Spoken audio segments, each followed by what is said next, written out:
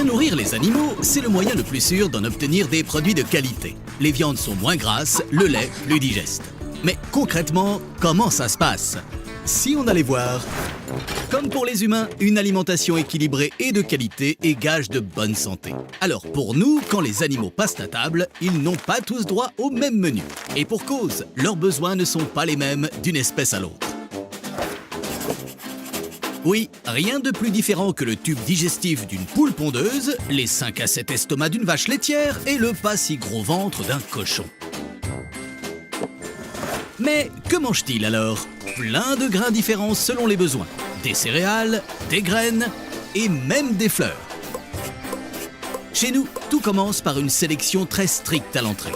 Heureusement, nos experts veillent au grain. Seules les céréales VIP ont droit de passage. On a dit zéro moisissure. On ne rigole pas non plus avec la qualité au niveau nutritionnel. Teneur en protéines, ok. Taux de matière grasse, ok. Teneur en amidon, énergie, ok. Après cela, on peut passer en cuisine pour assembler des rations bien équilibrées et différenciées selon l'espèce et l'âge de l'animal. Les poules sont de vraies championnes qui méritent une alimentation soignée, riche avant tout en céréales. Pour des œufs bien jaunes, on ajoute un peu plus de maïs et pour une super coquille, un supplément de calcium.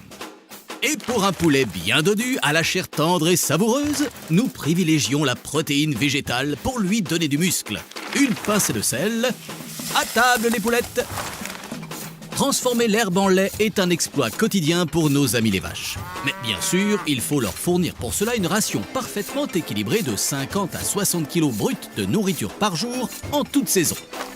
Au printemps, quand l'herbe est riche et grasse dans les pâturages, c'est buffet à volonté. Notre savoir-faire est alors d'équilibrer les rations tout au long de l'année, en y ajoutant les bonnes graines et céréales pour enrichir l'aliment en protéines et surtout en cellulose, le hit absolu chez nos copines laitières. C'est tout le secret d'un beurre bien jaune et tartinable et de fromages onctueux. Et le cochon dans tout ça? Eh bien, on peut dire que pour lui, tout est bon, à condition de sélectionner exclusivement des produits végétaux de grande qualité nutritive. Et surtout, d'adapter son alimentation à chaque âge de sa vie. Il faut savoir qu'elle se compose principalement de céréales. Mais plus il est jeune, plus il a besoin de végétaux riches en protéines pour son développement. En grandissant, les céréales comme le blé et l'orge atteignent alors plus des 2/3 de son repas, gage d'une viande savoureuse et moelleuse au gras de haute qualité.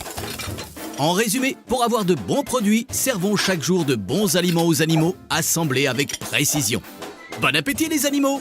Et bravo les chefs!